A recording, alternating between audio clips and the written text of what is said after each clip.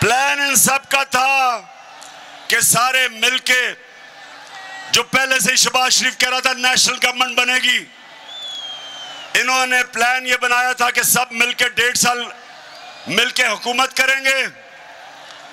Election commission को, पहले ही election commission इनके साथ है, उसको बिल्कुल अंपायरों को अपने साथ मिला के सरकारी जितने भी नौकर हैं, पब्लिक ऑफिसर्स, वो अपने रख के और हर किस्म की धांधली करके इनका ख्याल था अगली इलेक्शन ये जीत जाएंगे। लेकिन अब मुल्तान, अब क्या होगा?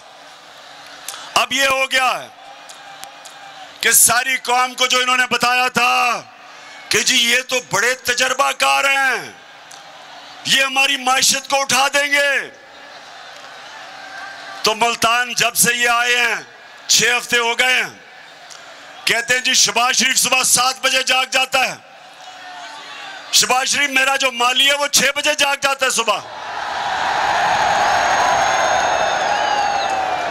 7 बजे जागने से क्या फर्क पड़ता है? रुपए, डॉलर 200 रुपए पे पहुंच गया, स्टॉक मार्केट गिर गई है, हर चीज महंगी। और जब से हमजा शरीफ पहुंचा है तो मुर्गियां भी तो दुगनी कीमत हो गई है मुर्गियों की। सो इन्होंने अब पता चला है कि तजर्बा किस चीज का है। इनका सारा तजर्बा करप्शन का है। ये जब आते हैं अपना पैसा बनना शुरू हो जाता है, मुल्क मकरूज हो जाता है। अब ये जो आप सामने आए हैं, मैं अब इनसे सवाल पूछता हूं कि बड़ा जोर लगाया था और साजिश करके पिछले 1 साल से लगे हुए थे साजिश करनी।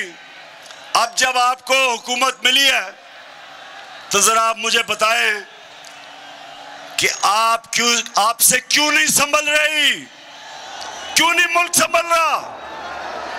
कभी वो लंदन भागते हैं, उधर वो बैठा हुआ है एक सजा याफ्ता, वो मुल्क के फैसले कर रहा है। कभी कहते हैं जी नेशनल सिक्योरिटी काउंसिल वो चीजें महंगी करे, कभी IMF के पास जा रहे हैं।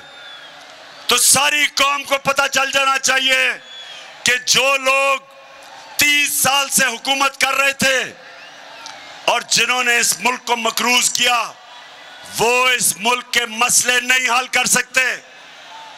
जो एक मुल्क का निजाम तबाह करते हैं वो ठीक नहीं कर सकते। और अल्लाह का शुक्र है आज मुल्तान, मैं बड़े फख्र से कहता हूं कि जो हमारे 3.5 साल में हुआ, जिस तरह की